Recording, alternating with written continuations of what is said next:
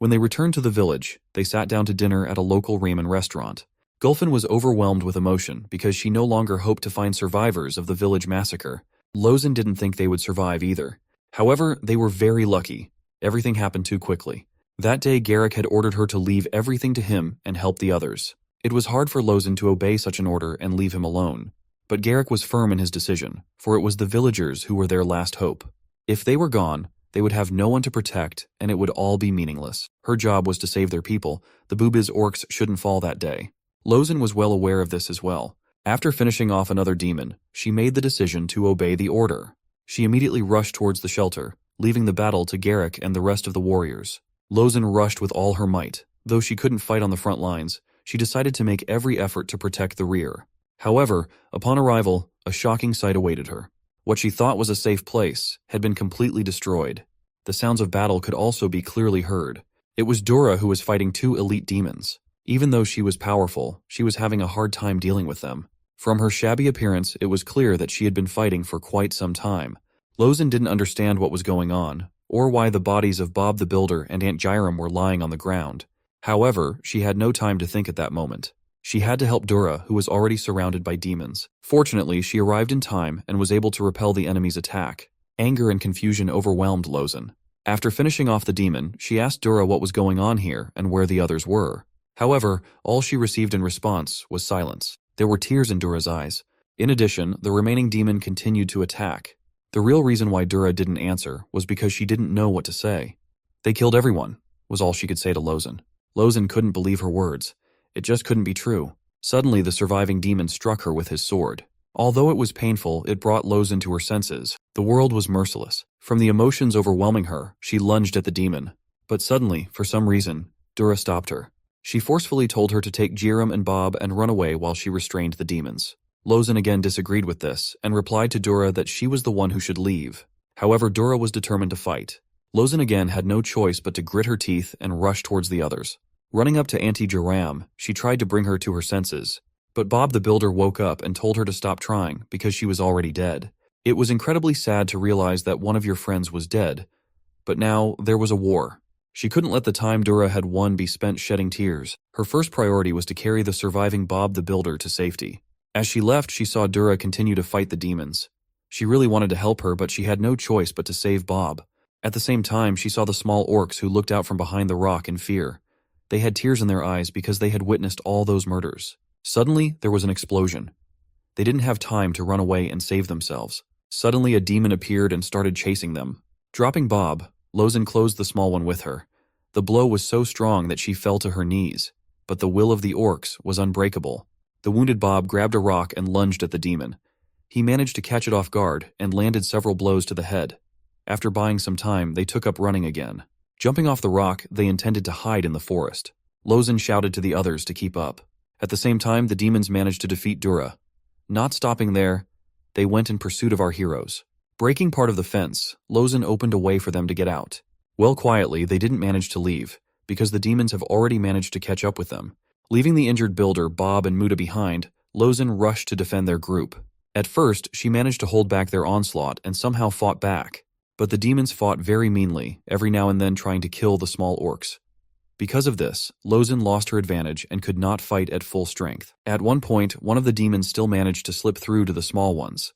It seemed like it was all over. However, in the next instant, the demon's upper body turned into small pieces. The culprit behind this was the Black Knight. He was the one who had saved them. Without much difficulty, he chopped the second demon into pieces as well. At that moment, Lozin was confused and did not know what to do. However, she realized one thing. The Black Knight was not their enemy, at least not now. The Black Knight then ran away without saying anything. Lozin could have returned to the battlefield, but at that moment, she had children, and the wounded with her who needed her help. It was obvious that the demons wanted to exterminate them, so her first priority was to ensure the safety of the survivors. They immediately went to the nearest orc camp where they were given first aid. But it wasn't until some time later that they learned that their Booba's village had been destroyed. Lozin found it hard to believe all of this. She blamed herself for never being able to help Chief Garrick and the others. In her opinion, she had failed Elder Gulin and everyone else. Gulin, however, did not see it that way. She did not blame Lozin, for she had done all she could. Besides, if she had returned, they wouldn't have the chance to talk like this now. At the same time, Gul asked his friends how they survived. Though reluctant, they revealed that they hid in a barrel. They admitted that they were helpless and could only watch as the others were killed. Another unpleasant thing was that one of them had wet himself with fear. Dobuk immediately started making excuses, explaining that he thought they had been found and he had gotten very nervous. However, they didn't laugh about it, for they realized that they were still just kids. Kagan wanted to object, however after a moment he agreed, for they really were just a bunch of brats. Needless to say, everyone was in agreement. In the opinion of Bob the Builder, it was up to them whether they would become a bunch of brats in the future or great orcs who could change the course of history. Suddenly their conversation was interrupted by an orc who appeared and turned to Lozen and said that the chief Doc Thunder was calling her to him. As soon as Lozen left, Gul and Gulfin said goodbye to the others. They needed time to talk like mother and son. Walking down the street, our hero remarked that Aunt Lozen was truly incredible. Gulfin was in agreement with that. However, she did not understand why he said that. In the mind of Gul, everything was very simple. She was a tough warrior, tough as a mountain, and even the local chief needed. Compared to her, he was just a useless fool. And there was no way a fool like him could avenge his Gramps, Chief Garrick, and the others. He wanted to do so very much, but there was no one he could defeat right now. Gulfin understood his feelings and reminded him of what Uncle Bob had said. Whether he would be a clown next or not was up to him. She advised him to do what he could, and she would be there to support him. Tears appeared in Gul's eyes. He too wanted to be strong and be able to help in times of need. Gulfin replied that the time when his help would be needed would still come, but for now he should let the adults fight their war. At the same time, Lozen arrived at the home of the elders of Poute village. Bowing her head, she greeted all 5 elders of the village. Chief Doc Thunder immediately said that he had heard that she was a strong warrior capable of even summoning a spirit beast. However, Lozen replied that it wasn't really true, because recently she hadn't even been able to protect her chieftain. Doc Thunder disregarded her words and asked her to join the Poute army. Lozen immediately agreed, for that was exactly what she was about to ask. She was determined to take revenge on the demons. The next day, the Poute village was going about its normal, peaceful life. On one of the streets, Bob the Builder rushed at full speed with a bucket of water.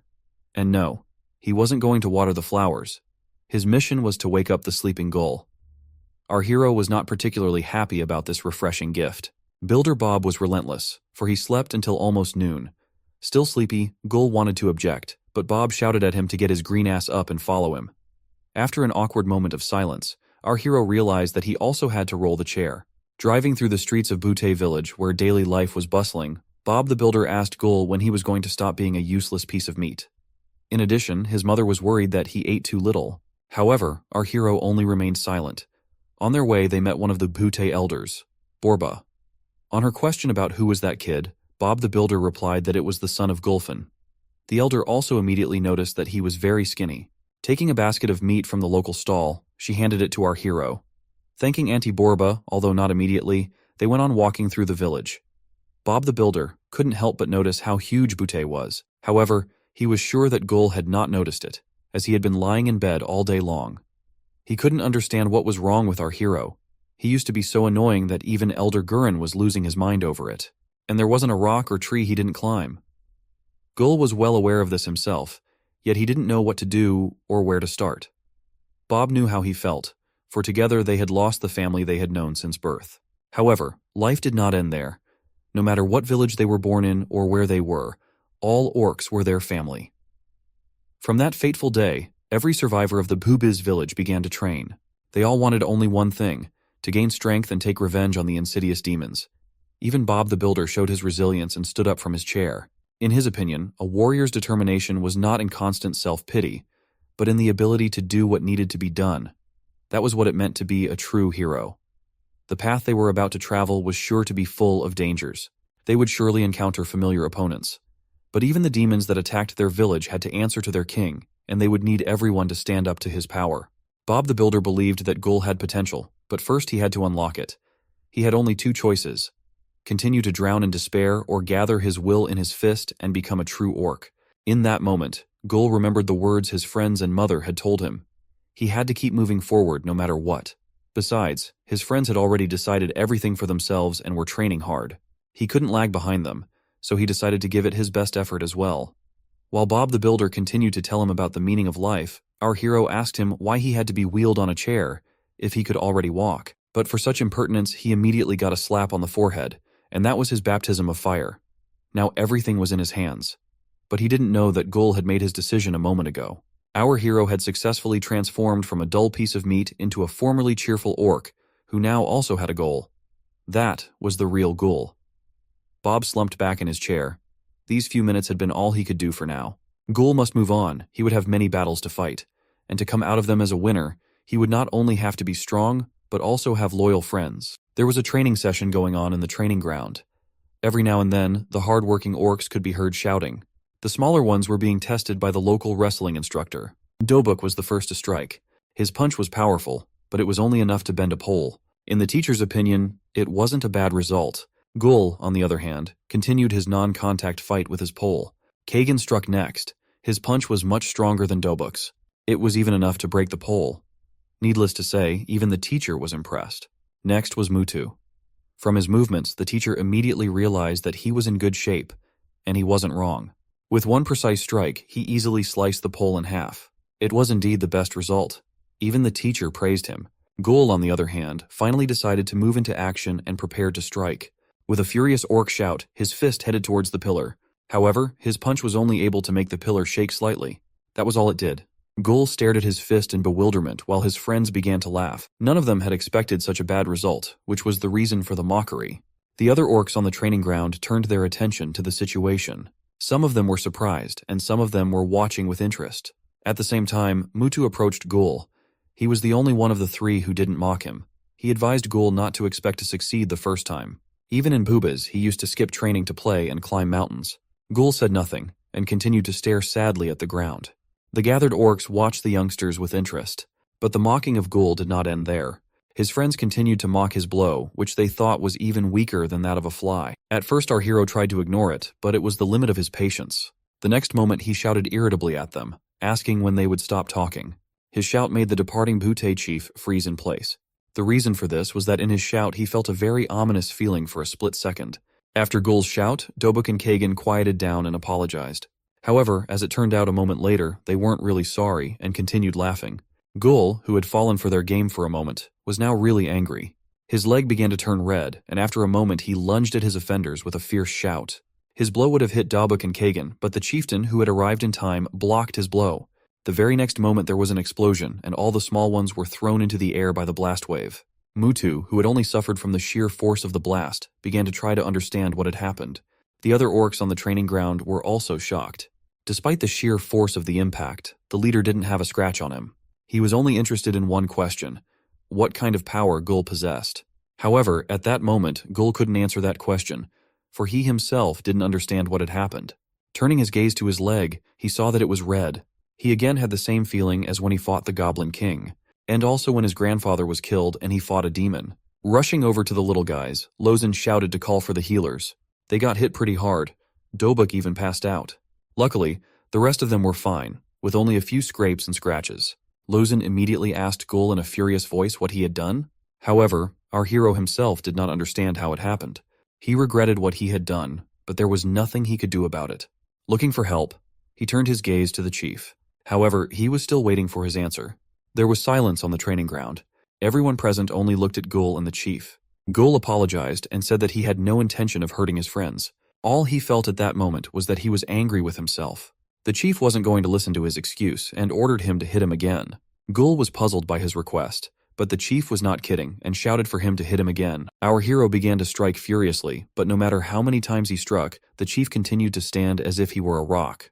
He was disappointed that this was all that an orc who had lost his home could do. He needed Gul to show what he was capable of. Hitting our hero with his hand, he sent him flying without much difficulty. After rolling quite a distance, Gul eventually hit his head on the fence and fell to the ground.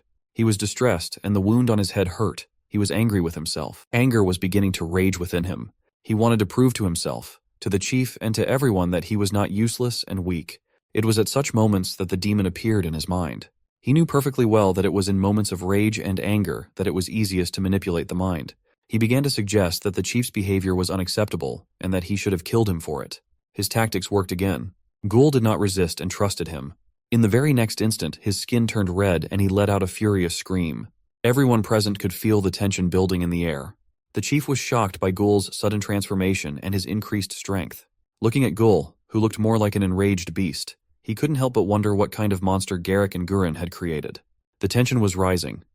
Gul was becoming more and more insane, like an uncontrollable monster. Already after a moment, it rushed towards the leader at lightning speed. The chief was stunned by the tremendous speed. Taking the blow, he blocked Gul's attack. The blow was incredibly powerful, as even a strong warrior like him was thrown back several meters. However, that was all Gul could do. The leader was able to stay on his feet. He hadn't fully believed what the dark elf had told him about Gul, but now he was convinced of it with his own eyes. However, the spectacle had made a huge impression on the others present. From his red skin and the markings on his body, they realized that he was a blood orc. This news was shocking. Gul, on the other hand, was beginning to come to his senses. He didn't immediately understand what the others were talking about and why they were calling him a blood orc. However, after looking at his hands, he realized that it had happened to him again. He had lost control of himself again. He wanted to figure out what had happened to him, but suddenly he was visited by an unknown feeling that made his whole body freeze. He could feel the golden dragon awakening in his body, and he knew that the only one who had ever possessed it was his Gramps Gulin. His mind immediately flashed back to the memories of how he had given him some of his power and asked the dragon to watch over him. The demon inside Gul also sensed the trouble perfectly. However, there was nothing he could do about the fact that his will was being suppressed. He tried to resist, but this force was stronger. Chains covered in golden light began to bind him. At the end of the brief confrontation, he was completely restrained, unable to do anything. He had lost, and his majestic throne began to crumble. The demon didn't understand, or rather didn't want to accept his defeat. He knew his opponent well, which made him even more furious. Grutom, he was someone who shouldn't have been there. However, despite all his rage, the demon was powerless. When he was temporarily sealed, Gul began to return to his previous state. The others noticed this as well, and so they came closer. They had many questions, and one of them was what was even going on. Ran and Lila were also watching what was happening. From Ran's reaction, Lila realized that he was aware of the situation from the beginning. It was true, and besides, he was the one who had warned Chief Dak. At the same time, there was silence between Gul and the chief. Dak was the first to speak. He told Gul that only by drinking demon blood could one get such power. And coincidentally, only Gulin had a bottle of it. It was a gift from one of their fallen brothers during the time of the war with the demons. However, the most amazing part of the story was that Gul drank it and remained alive. Chief Dak burst into laughter. Gul still didn't really understand what was going on. The only thing he remembered was accidentally drinking some crap a couple years ago. However, his grandfather had said then that he would be fine. Dak also found it hard to believe that the legend of the Blood Orc was true. He began to ask Gul if he realized the power he had gained. It all started over 200 years ago when the blue demons decided to take over the land. Along the way, they enslaved all peoples they deemed weaker than their kind. One group of demons paid particular attention to raiding orc villages. And it wasn't because they needed labor for their ever-growing kingdom. The real reason was because they needed test subjects. Back then, the demons were experimenting on creating a monstrous, expendable army that they planned to bring chaos to all the other kingdoms. The experiments had only one goal, to find a blood orc. It was from this that a huge portion of the orc population perished. Despite the vast amount of blood spilled, the demons never succeeded. However, Gul succeeded. He became a blood orc. He was the weapon that the demons had always desired. Everyone present listened to the chief with bated breath. They slowly began to realize how much value Gul had. However, with great power comes great responsibility. Realizing this, Chief Dak asked our hero if he wanted to master this power and become a true warrior. Gul did not hesitate to answer that he did. Dak himself would have liked to teach him, but replied that he had no place in the village. Gul did not know why the chief had refused him, and so he began to assure him that he would be able to do it, and that he could even withstand any training. But the reason why Chief Dak had refused him was something else entirely. He was a blood orc, which meant that one wrong move and he could hurt someone. The only way out in this situation was to find a master. He was the only one who could handle this. In Dak's opinion, Jareth Fullbringer was the perfect candidate for this. He was also known as Master of Key. He had enough strength and experience to help Gul. No one knew exactly where he was, however the elves would have to help him with this. Ran and Lila gladly agreed to this mission, for Lila had once been his student as well. Hearing this, Gul stared at Lila with admiration. She was indeed strong, and he really wanted to become the same. Chief Dak told our hero that he shouldn't relax, for he had a long and difficult journey ahead of him. His primary goal was to learn to control his strength and become a true warrior. At the same time, in Gul's mind, the demon was talking to Grutom. The demon felt his freedom was only a matter of time. He was fueled by the darkness of this child. All he had to do was wait for the right opportunity. Later that evening, Gul and his mom enjoyed a beautiful view of Poute village. But that wasn't the only reason they were here. Gulfin also wanted to talk to Gul before he left. She asked if he was really sure about his decision to leave the nest. However, in Gul's opinion, she had left him in it a long time ago. Gulfin couldn't deny it, but in her defense she said that she had to fulfill her role, to help restore peace and harmony to their lands. Hearing this, Gul said with hatred in his voice that it was really time for them to kill all the demons. Those demons should have regretted attacking boobies and for allowing their children to be born into this world. Gulfin didn't really like the attitude with which Gul was speaking, but he continued. He was sure that with the power that Chief Dak had told him about, he could make the demons suffer 10 times more than the orcs suffered. Suddenly Gulfin slapped him. Gul stared at his mother in bewilderment, trying to understand what had happened.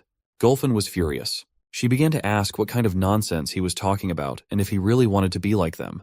And did he really want to kill innocent people like them? Gul asked what she thought he should do then. Without thinking long, Gulfin slapped Gul again. She didn't understand what was going on with him and why he had become so cranky lately, even hurting a friend for teasing him a little. The orcs had only entered the war to protect future generations and to be able to live without fear for their lives. She in no way wanted him to become a mindless killer. And if he was going to take revenge, he should take it to the right person, and to the one who really deserved it. But he should also remember that they fight first to protect. Gul didn't argue and agreed with her, but as it turned out, Gulfin had something for him. By late afternoon they arrived at her forge. Entering inside, our hero shrieked with delight. There was a large number of all sorts of weapons and armor hanging everywhere. All of this was the result of her years of working with the many types of ores that were mined in Poute, all to find the right material to create the perfect sword. Gul was really excited about how cool his mom was. Even her failed attempts Gul rated as very cool. However, despite how cool they looked, that wasn't their real value. As they approached the huge hammer, Gulfin stopped. Pressing down on a hidden plate, she opened a hidden drawer that held a chest. Gulfin proudly showed him the dagger, however Gul was not too thrilled. In his opinion, she had a bunch of weapons that were bigger and better. But his mother persisted. She believed that for now, he could do more if he used the dagger. She also added that if he wanted a bigger weapon, he would have to earn it. But this small dagger was no ordinary dagger either.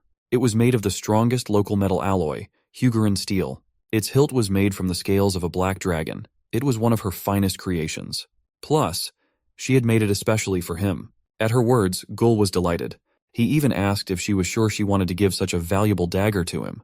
Nodding affirmatively, his mother replied with a soft smile that it was his. Receiving his gift, our hero thanked his mom. She, in turn, said he should have given the dagger a name. Taking the dagger out and twirling it in his hands, Gul began to think about what to name it. After some time of thinking, he was finally able to come up with a suitable one. And there was a name for this great sword, Tony Tony. The moment he said those words, purple smoke appeared from the dagger. However, just a moment later, it completely dissipated, leaving Gul puzzled. After a while, Lila entered the smithy. Gulfin immediately noticed that she looked cool. Blushing, she thanked her and said that it was because of the tailor who was enthusiastic. Gul also noticed how she had changed and was about to say how hot she was, but he was stopped by Gulfin's stern look. He was sure that if he had said the word fully, she would have beaten his ass. Luckily, Gul realized this and corrected his position in time to say that she looked happy. Gulfin asked Layla where Ran was, and she said that he had decided to go alone because he thought he was already in debt. At the same time, Ran was standing on a mountain, at the foot of which there were many large spiders. They were the ones that were the target of his mission today. In a couple of moments, he was able to deal with several of them at once. Their purple blood and body parts scattered in all directions. But it wasn't killing them that was his goal. He wanted the silk they were weaving. Once he was done with the spiders, he began to collect the silk. The next morning began beautifully as always in Poute. Orcs were already swarming outside the village's atelier from the morning. Poute's tailor Araba was also excited about the new day. She began to remember how much she had enjoyed working on the dark elf's clothes. She stretched sweetly and yawned. However, her breathing was by no means as good as the morning. The flowers and Ran came within striking distance of it, wilted instantly. In Ran's estimation, the stench from her mouth could kill anyone, and could even be a strategic weapon in the war against demons.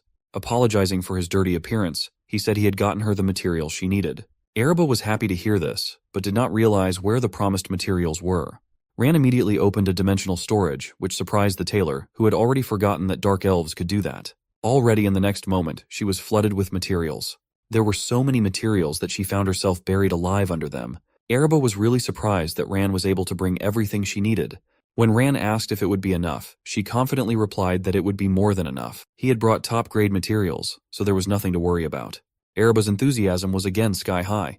She promised Ran that in 2 days, everything would be ready.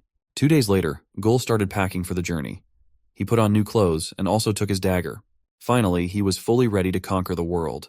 At the same time, his mother was talking to Elder Borba. She informed her that she intended to return to the Elf Kingdom in a couple of days. Gul arrived and greeted Elder Borba in his cheerful manner. She knew that he was going on a trip and asked if he was ready to build up his biceps and meat. However, to their surprise, Gul's mood immediately disappeared. The reason was that he missed his backpack Guliman.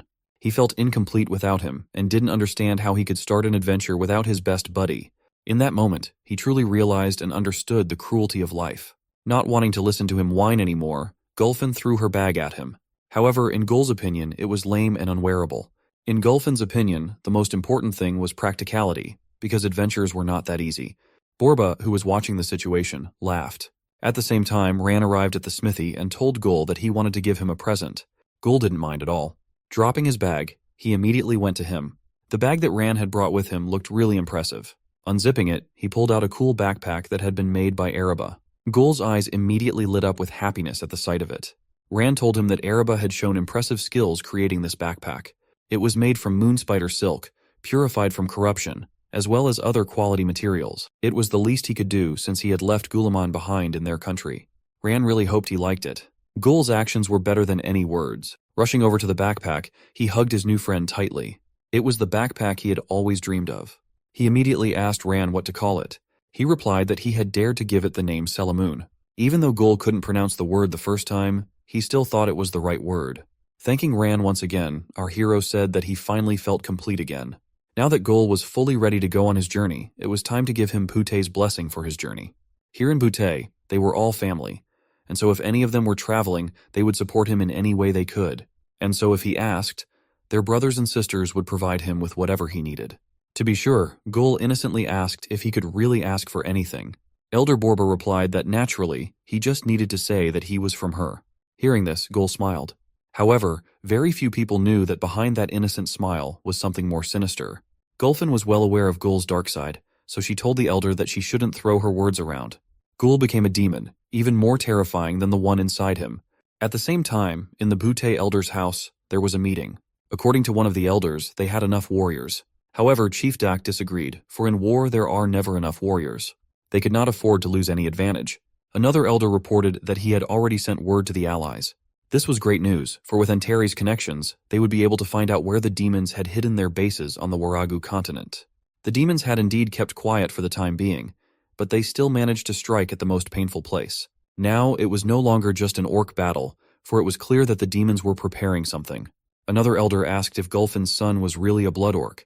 Thinking back on it, Dak remembered Gurren. The fact that the boy drank the demon's blood and survived could be a key deciding factor in this war. Miles away from Poute, Spade came to visit a captured demon. He asked, why did the greed move its army? The demon was in no hurry to answer, so Spade quickly let him know that he wasn't going to joke. The adventurer was sure that the demon did not want to be stuck here in the dungeon forever, and if he wanted to get out, he'd better start answering questions right now. News had recently reached the adventurer that Beastmaster Gurren had been killed, and Spade wanted to know why it was done. Slick heard the news and laughed, amused by the fact that the destruction must have been a blast. But he couldn't laugh for long. Spade quickly stepped on his wounded leg and reminded him of his predicament. There was something in all this that didn't fit, in Spade's opinion. He didn't believe that the greed demon army could kill the Beastmaster alone. Well, the demon admitted that it was more than just greed in the air. It was all punishment. Those orc slaves got what they deserved. From his words, Spade concluded that greed wasn't the only thing involved. He had learned what he wanted and was about to leave the prison room when Slick called out to him and said that people better be careful. Demons are envious and are wrathful as well. Those orcs were just the beginning. Now let's go back to Gul, who with his new backpack was running around the streets of Poute looking for his gang. He found them pretty quickly. These bums were not practicing now and were probably up to something nasty. But Gul had a more important task for them. He needed help gathering goods for the journey. With such a task, the bros were always willing to help. There was only one small problem that no one seemed to care about except Mutu. He didn't understand how they could get the goods if they didn't have money or things to trade. It felt like the other idiots hadn't even thought of that. But Gul actually had a plan. Elder Borba had told him that by bringing up her name, he could get anything he wanted from the people of Poute. Mutu saw holes in Gul's plan even here. What if no one believed him? Did he even have the signature of an elder? Gul unfortunately wasn't known for that kind of savvy and didn't think that far ahead. But he had clearly heard that Elder Borba had said exactly that. Of course, that wasn't enough to make it seem plausible. Kagan grudgingly stated that Gul should go and ask Grandma Borba for a signature so they wouldn't look bad, but Gul replied that they didn't have that much time. He had to go any minute. If they delayed, he wouldn't get much goods, which he was not happy about. Kagan was already starting to feel trouble approaching his ass. But then Dobuk's sly laugh was heard. He was the evil genius of their gang for a reason. He came up with the brilliant idea of making the sign himself. Of course, everyone liked the idea. So Mutu started writing as hard as he could. It was much harder than hitting a trunk. The poor guy was struggling so hard that sweat ran down his face. He couldn't remember how to write R. But Gul and the others couldn't help him because they didn't even know. Instead, they just advised him to write faster at least something.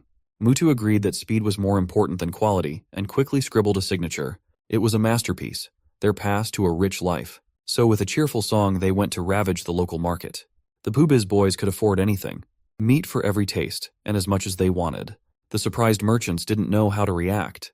When a piece of paper labeled Booba was shoved in their faces instead of money or goods, the Boobiz gang didn't stop at meat. They went on to raid the stalls of utensils, sweets, vegetables, fruits, and everything else. It went on like this until the backpack swelled to the max and nothing else could be stuffed in it, all thanks to Borba and her rash words. However, the traders began to suspect something wrong and gathered to discuss whether they had met a group of children who grabbed all the goods and then did not pay for them. Yes, they all had, and not a single stall had survived. Kids said Elder Borba vouched for them, and they even had a signed paper with her name on it. Of course, that didn't help. One merchant they took actually half of the store's goods from. Meanwhile, the little brats were enjoying the loot. They ate and drank and couldn't get enough of how good it was. There were plenty of goods to go around. And most importantly, they had gotten it all for free. Gul couldn't agree more, but he reminded them that they wouldn't have gotten it all if Mutu hadn't signed a piece of paper for them instead of Elder Borba. That signature simply worked wonders. Mutu smugly replied that if there's something to be done, it shall be done. The boys were just praising Mutu as their guy, and it would have been fine if they did it quieter and away from the stalls. Waving a fake signature in front of the noses of the robed merchants was not the smartest idea. Immediately, the little rascals began to sense that something was wrong. The goosebumps on their skin made it clear they were in trouble. But just what kind of trouble? What could possibly go wrong? Well, the enraged merchants were ready to explain it all to them clearly. Not even their clothes could withstand their rage. There was only one thing left for the gang to do, and Mutu hit the mark. Run. So the chase was on, and the Poobiz gang had to run as fast as they could if they wanted to live. The enraged merchants were determined to punish the little rascals. Now the asses of the little assholes belonged to the merchants, and they were not going to let them go anywhere. Of course, the little bros didn't agree with that and didn't want to die at all, so they hit the gas with all their might. The poor fellows were worried about their lives. Only Gul was having fun, and thanks to his fast legs, he wasn't worried about his green ass at all. At the same time, the orc elders together with the dark elves were discussing the details of the upcoming journey to Master of Kai. They were counting on Gul as a weapon that could change the outcome of the future war with the demons. But what was their surprise when a stomping sound came from the direction of the village? It was as if an entire army was advancing. When they looked around, they saw Gul and his bros running away from the angry merchants. Elder Borba was the most surprised. She couldn't understand what was going on and why the usually friendly Poute orcs had suddenly become so aggressive and ready to tear these little orcs apart here and now. The little assholes immediately began to press the pity of the elder and ask for her help and protection from these aunts and uncles who want to kill them. At the same time, of course, they didn't say why. Mutu, feeling more confident under the protection, said that they had simply done what Elder Borba had told Gul. She didn't remember what she had told him, so she asked what she might have said. The patience of the robed merchants began to run out, and they rushed forward to punish the little brats. Now even Chief Dak had to restrain them. Suddenly the scuffle was interrupted by a shout from Gul, who asked all the Poute orcs to listen to him. Everyone froze in surprise and looked at him. Gul, on the other hand, was glowing with self-confidence. He solemnly introduced himself to everyone as Braba Gul, son of Gulfin. He thanked everyone for letting them stay in Poute. Next he told everyone again the sad story of their village, and shared that when their village Poobiz was destroyed by demons, he thought they had lost everything, because it was the only warm place he knew. But everything changed when he came to Poute, and here he found his new home. All thanks to his new uncles and aunts who treated them like family. And now Gul announced to everyone that he was going on a new journey to become a strong warrior and a true orc. Even Gul's friends wept at this inspirational speech and were proud to have such a friend. But Gul didn't stop there and declared that he wouldn't let anyone else trample on the orcs, and he would never give up or fall without a fight. The orcs were encouraged by such a speech and immediately forgot all their past offenses. Now, they were glorifying Gul. Gul was sure that now these demons will never be able to humiliate the orcs again. Never. And all the orcs agreed with him. Huga Baruga, blood and honor, orcs forever. In the midst of all this speech, Gul turned his attention to his mother at the end, and told her that he couldn't promise her anything, but he will try to be a good warrior who won't let her down. After such a masterful escape from the angry crowd, cheeky bastard Gul went down to his new Gulamon. Gulfin came up to him and asked him not to upset the master, for she had heard that he was not easy to please. But Gul reassured her, confident that everyone liked him. And so once again, Gul was on his way, along with Ran and Lila. But this time it was a different Gul, determined and responsible to fulfill his mission, not to have fun. Looking back, he remembered the friendly Boobiz orcs who had seen him off not long ago. They were gone now, but instead were the Poute orcs. Looking up, he saw images of a happy Garrick, Grandpa Gorin, and Aunt Jiram wishing him a happy journey. Such a thing made him unable to hold back his tears. Catching up with his two companions, Gul was sure that this time things would be different and he would be useful and valuable. Now he would never let anyone down again. At the same time, not far away in the forest, the familiar foxes were sniffing around in search of prey. Unfortunately, they had recently eaten all their stuff, wheat new truff, and now they were empty-handed. It was not surprising, though, because they had a guest. Now they had to find something valuable to sell, or their boss wouldn't be happy if they showed up empty-handed. They hoped that little orc was feeling better, otherwise they'd just eat up all that spices for nothing. Suddenly they froze in surprise. They had come to the clearing where some dark elf had organized a genocide of spiders last night. This was the first time they had seen something like this, and could only imagine what kind of madman had gone crazy in this forest. But more importantly, that madman didn't even collect all the valuable stuff. There were corrupted moonlight spiders, and that meant uncorrupted shining money for them. It didn't take long for word of the Beastmaster's demise to spread across the land. Numerous realms were taken aback. One such example is the Antares Kingdom, renowned for its status as neutral territory. The kingdom is home to a diverse population. Many races live here together. Humans, elves, dwarves, orcs, even demons are said to be welcome. His Majesty King Ren Turgar is the monarch of this stunning nation, which he rules with the determination to uphold his ancestors' legacy. And now guests were arriving at the gates of his palace one by one. Aden Horatio, guildmaster of Golthunder Guild, had arrived early and was greeting Madame Roselle, who had finally arrived. He thought she wouldn't make it, but she did. Roselle Dunn, guildmaster of the Chatty Boars Guild, was still pleased to be greeted by such a gentleman knight, despite his remarks. Aden Horatio was sure she wouldn't make it because he had heard that she had been very busy lately. Roselle Dunn confirmed that she had indeed been very busy, but the information she had received was very valuable, and she was going to reveal it later during the meeting. Aden Horatio was looking forward to it. Olga of Mishza, guildmaster of Fighting Against the Nefarious Guild, was watching them. When the others approached her, she asked if they were the only ones here.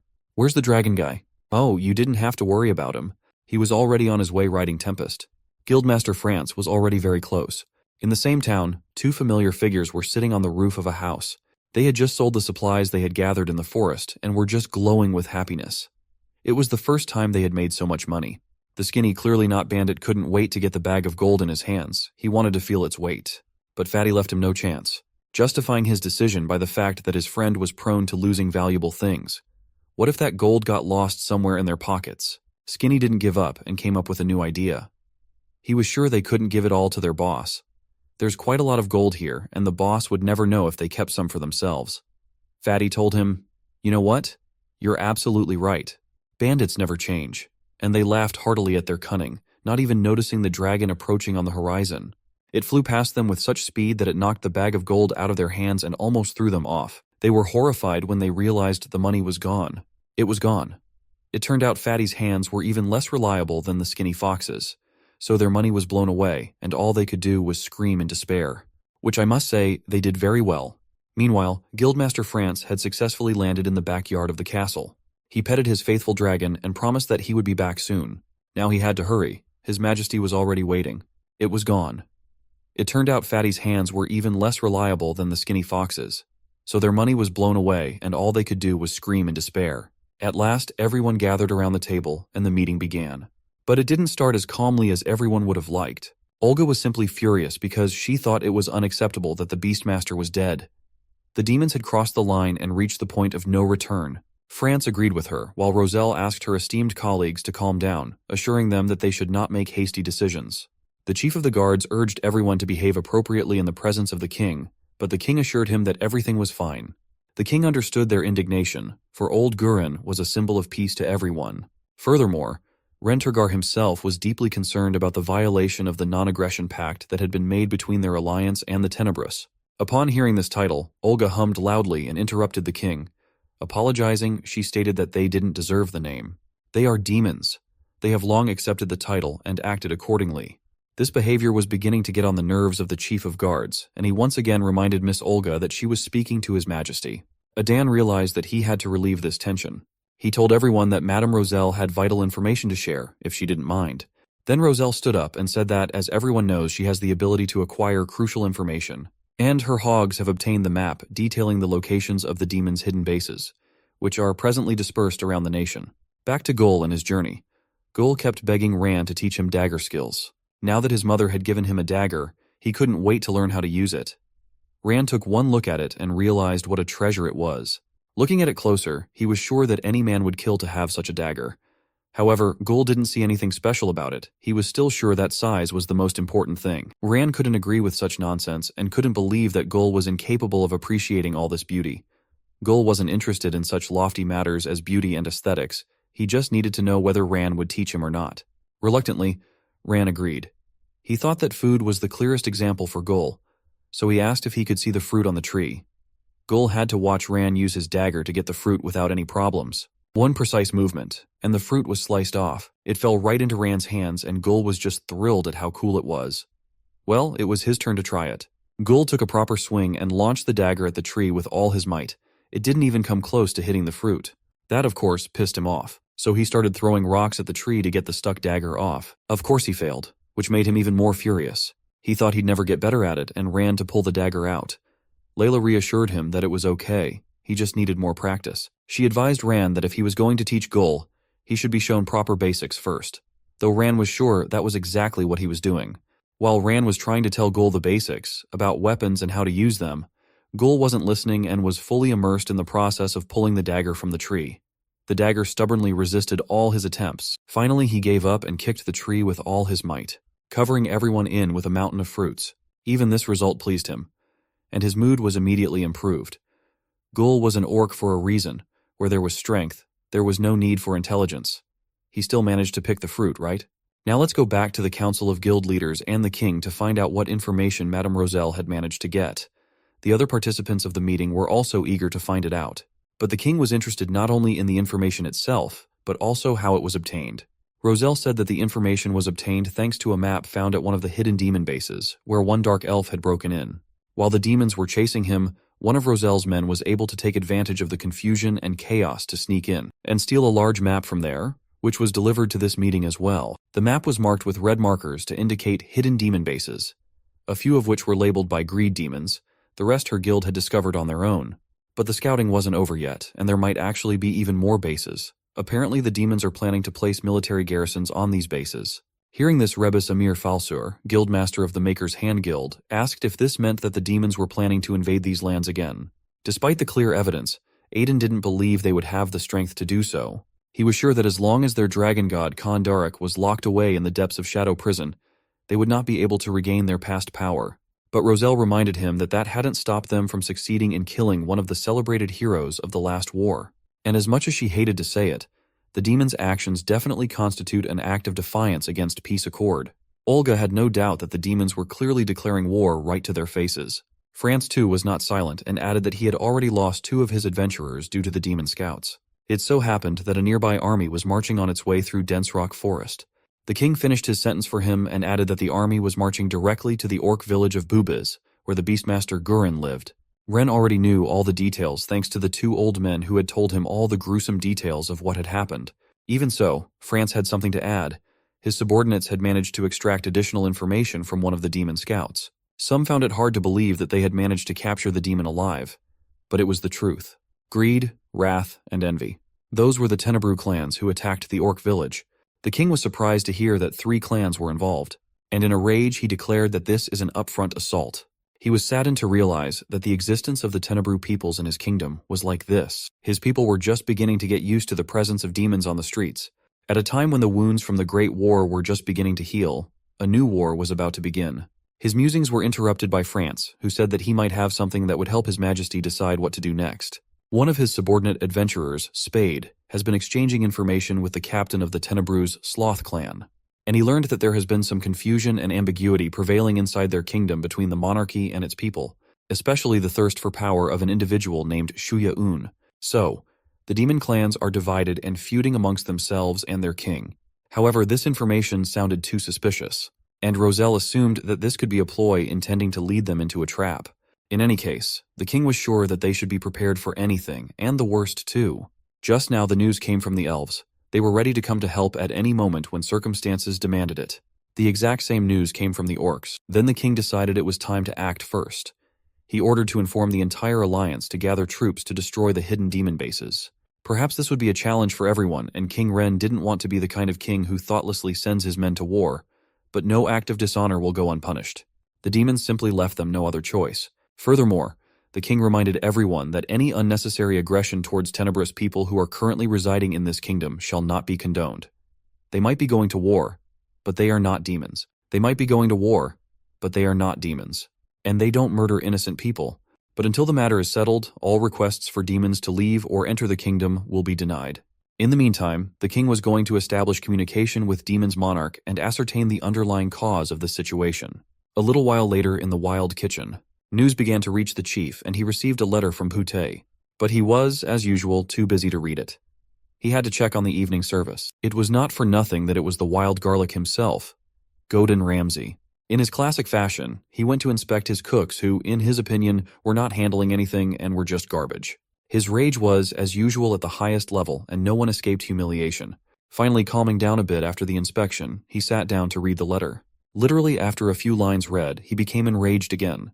Goden Ramsay was not going to tolerate these insolent demons and was ready to chop them into tiny pieces.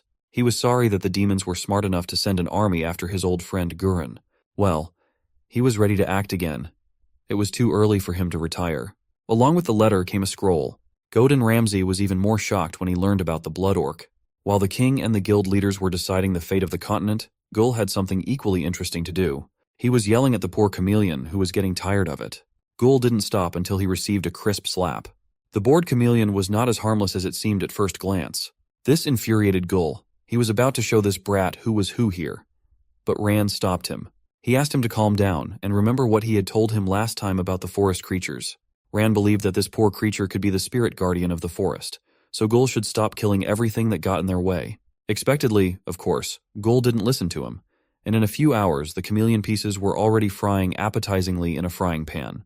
They set up their camp on the shore of the forest lake, and all but Rand were enjoying the beautiful evening. Even Lila was quite pleased with Gul's cooking skills and couldn't resist trying a little. She also remarked that Gul was pretty good with his hands. Such a remark surprised Rand, who couldn't help but ask what she meant by that. In fact, Gul was just showing a master class in dicing meat and more. Even Goden Ramsay would have been pleased with such an advanced technique. That was not the case with Rand, who was simply jaw-dropped at the misuse of a masterpiece dagger. Gul, on the other hand, was quite pleased with his work and even praised Tony for his fantastic work. Finally, Rand couldn't take it anymore and shouted in indignation that he had just turned an exceptional dagger made by the legendary blacksmith into an ordinary meat chopper. Although what did he expect from Gul? To calm down a bit, Rand started eating his elven bread. Layla had warned him to be careful, for nymphs are rampant around this forest. Of course, Rand knew what they were, which could not be said for Gul, who did not listen to them and went to fetch water with a bucket. Layla went on to tell Rand that nymphs do not shy away from exploring your ribald desires. And if you can't contain yourself, you risk being dragged into the darkness of the deep. Unfortunately, Gul didn't hear all this and fell completely under the nymphs' charms. Despite their danger, Layla believed that nymphs existed in the forest for the reason of protecting the forest from people who could potentially harm it. And that was why it was important for everyone to remain vigilant. As soon as she stopped talking, a distinctive blop sound was heard behind them. That's when they noticed Gul's absence. Rand already had a sense of déjà vu. Here we go again. Where could that bald orc be? Rand was getting angry. He had already seen this coming. So he had thoughtfully tied an invisible string of mana to the orc, and now, when he activated it, he could be found. But what he didn't expect was to be pulled into the water with incredible force and speed. Layla immediately rushed after him. Rand could do nothing and was being dragged to the bottom. Luckily, Layla was already rushing to his aid. She caught Rand near the bottom and threw him to the surface with such force that he flew out of the water, right along with Gul. Of course, the nymph didn't like her prey being taken, but Layla was already on the shore to protect her unlucky friends. She bravely stood right in front of the enraged mistress of the forest lake.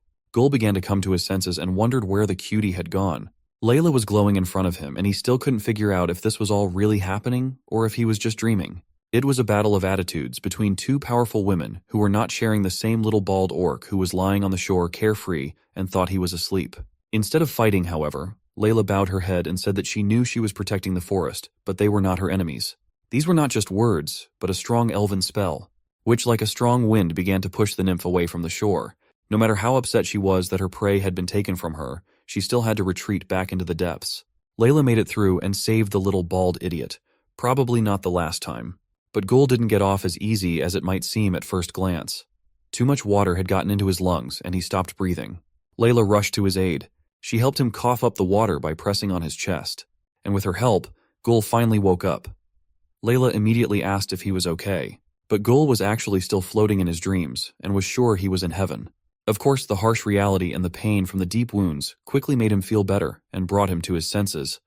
Layla advised him to lie down and stay still while she treated his wounds. She immediately began, reciting her healing spell.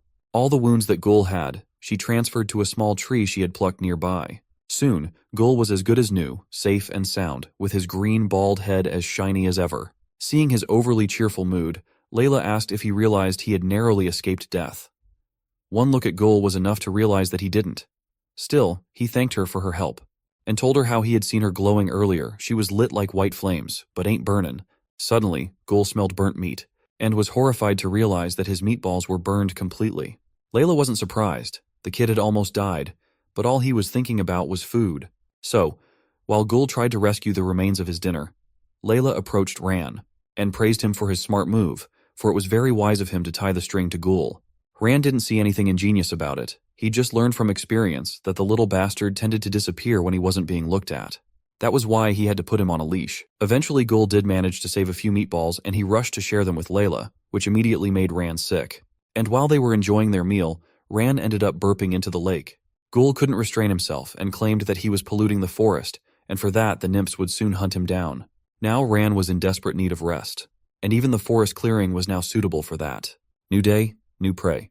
The poor winged deer ran with all his legs, and Gul was chasing him at his heels. He might have caught him if it hadn't been for a treacherous root, because of which Gul stumbled and flew even faster than the surprised deer. Gul's flight wasn't long. Ran still had him on a leash. He wasn't going to let him go anywhere. Layla couldn't help but notice that Ran was now treating Gul like a dog. Eventually, Ran took pity on him and let him go, and soon the deer was chopped up and put on skewers. Everything was done according to Auntie Garam's recipe. The unrivaled masterpiece called the Bubis-style kebab was almost ready. All that was needed was to add some seasoning, and once the kebab started heating up, the smell was simply divine. While Gul was cooking, Layla asked Ran how he was doing up there. He was at the top of the tree, scouting for miles around with his keen eyes. They had only a few more miles to go, and they should be able to reach the ever-moving forest. Meanwhile, the smell of roasting meat drew a guest to their camp. Ran sensed his approach immediately. As soon as the spy emerged from the bushes, he was immediately met by Layla's sharp dagger. The poor man immediately climbed out of the bushes and began begging for mercy and to wait, for he was just an unarmed traveling merchant. Layla, of course, didn't really believe him, and one look at her was enough to realize that he wasn't going to live. The traveling merchant immediately started begging for mercy and making excuses that he was lured here by the sweet smell of delicious meat. As soon as Gul heard this, he immediately asked Layla to let him meet this guy. After all, anyone attracted by the smell of meat is a brother to him.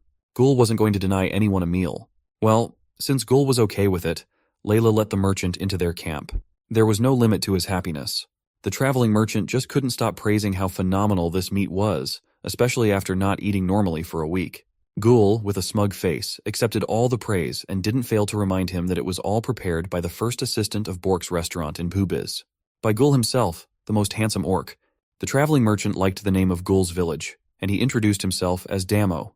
And so it was that they met. Gul was simply delighted by the trader's large backpack, which sold a wide variety of goods. Ran was interested in more practical things. Considering that he was a traveling merchant, he wanted to find out some information from him. Ran was especially curious if there were any villages on the way to the ever-moving forest where they were headed. The merchant immediately saw this as an opportunity, and offered Ran a look at a fantastic original leather dagger sheath. He insisted that it was a unique offer that could not be missed. Gul, meanwhile, was trying to create a Lomi 2.0, also offering this bird some meat. Ran realized that until he bought something from the merchant, he wouldn't say anything, so he grudgingly agreed to buy in exchange for information. And for only 2 silver coins, he got a new sheath. Then Damo told him that a few miles from here to the southeast, they would come across a spiral rock. Then they would only have to go straight for a bit, and they would come across a village called Okakeo. But Damo also warned them that he had heard that the monsters out there are becoming a little bit unorthodox. Our adventurers promised him they'd take note. Gul, meanwhile, was trying to take a bite out of the poor bird. Before saying goodbye, Damo decided to give Gul a special gift. A blue firework in the shape of a dragon, which Gul was of course delighted with. Damo colorfully told him that these fireworks are called Ice Dragon. And instead of sparks of fire, it'll burst out like a blizzard. It will surely feel as if it's winter in the middle of a piping hot desert. Gul was thrilled. Damo assured Gul that it was an ultra-mega special item, but it doesn't compare to the food Gul provided him.